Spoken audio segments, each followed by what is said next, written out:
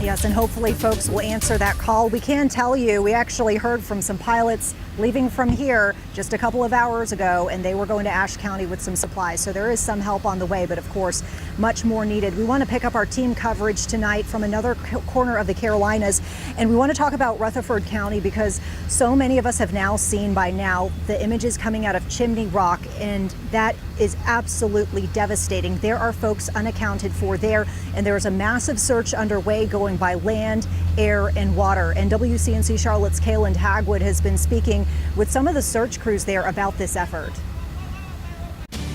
Crews here are in a race against time, working around the clock to find and rescue missing people, even bringing in dive teams in and around Rutherford County to try to help. And as they do, they face limited cell service, power, and destroyed roads in the search for those in need.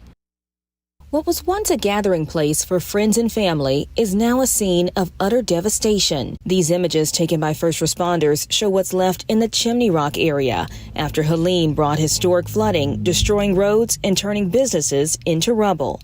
Lake Lure, it honestly looks like an atomic bomb went off. A lot of that debris that came out of the Rocky Broad is now collected in Lake Lure, and most of the surface is covered in wood and other debris that came down through that corridor from the Rocky Broad. From the Emergency Operations Center in Forest City, Rutherford County Manager Steve Garrison supports the response alongside the National Guard, Sheriff's Office, and more. We're still trying to do recovery. There's a lot of homes up there covered in mud, and we're working through the area right now, still trying to comb through.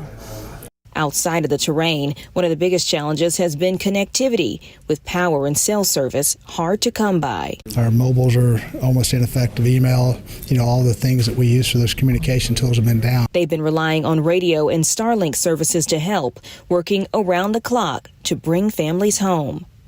We're hopeful that we'll still receive some additional text or phone calls into our 911 center for folks that are still up there. We love where we live, and these folks are just like family here.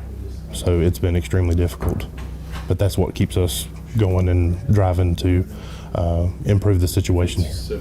With some roads still impassable, officials say we've only just begun to see the devastation caused by this storm. Reporting here in Rutherford County, Kayland Hagwood, WCNC Charlotte.